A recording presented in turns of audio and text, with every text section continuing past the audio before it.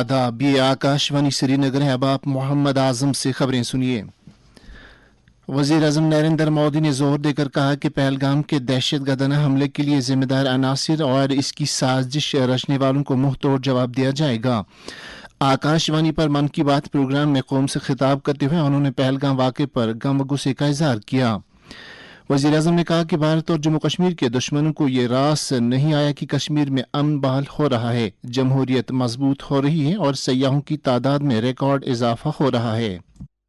जब कश्मीर में शांति लौट रही थी, पर्यटकों की संख्या में रिकॉर्ड बढ़ोतरी हो रही थी, लोगों की कमाई बढ़ रही थी, युवाओं के लिए नए अवसर तैयार हो रहे थे, देश के दुश्मनों को, जम्मू कश्मीर के दुश्मनों को ये रास नहीं आया। आतंकी और आतंक के आका चाहते हैं कश्मीर फिर से तबाह हो जाए और इसलिए इतनी बड़ी साजिश को अंजाम दिया। वज़ीर आला उमर अब्दुल्ला ने कहा कि पहलगाम दहशतगर्दाना हमले के बाद दहशतगर्दी के खिलाफ फैसला कुन लड़ाई होनी चाहिए। एक सोशल मीडिया पोस्ट में वज़ीर आला ने कहा कि कश्मीर के लोग मासूमों के कत्लेआम के खिलाफ घरों से बाहर आए हैं और ज़रूरत इस बात की है कि इस हिमायत को बुनियाद बनाया जाए और ऐसी किसी हरकत से एहतराज़ किया जाए जिससे लोगों में गम व गुस्सा पैदा हो।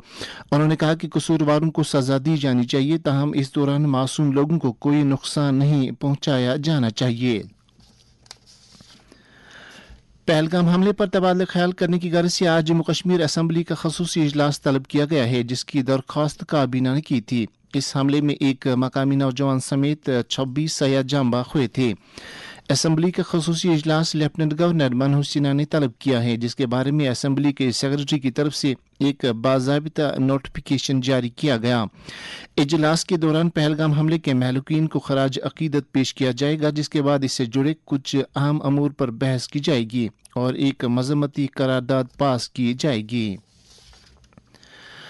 साइंस और टेक्नोलॉजी के मरकजी वजीर डॉक्टर जितेंद्र सिंह ने उधमपुर में एक सिक्योरिटी जायजा मीटिंग की सदारत की। मीटिंग में उधमपुर कठुआ खिते में हालिया वाकयात के तनाजुर में सूरत हाल का जायजा लिया गया।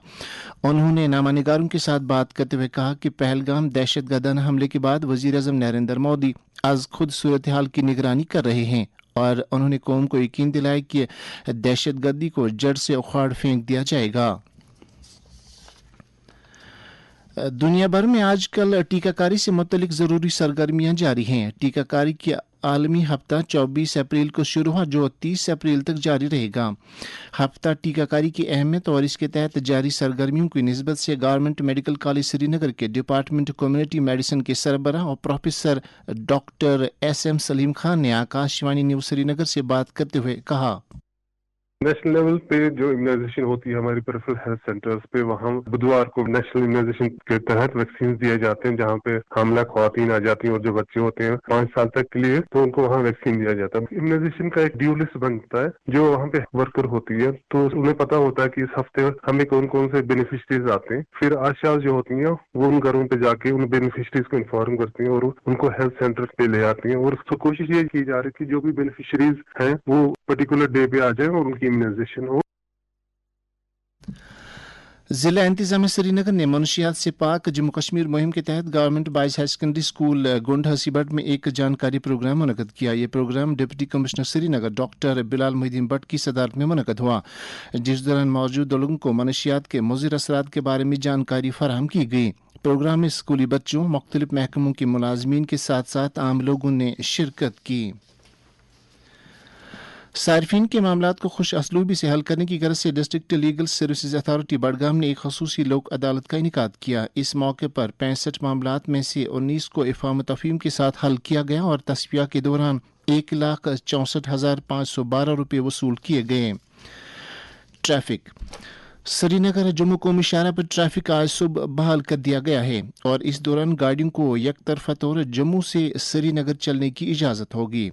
दर्ज हरारत श्रीनगर में रात का कम से कम दर्ज हरारत 8.6 डिग्री सेल्सियस, जबकि जम्मू में रात का कम से कम दर्ज हरारत 21.6 डिग्री सेल्सियस दर्ज किया गया।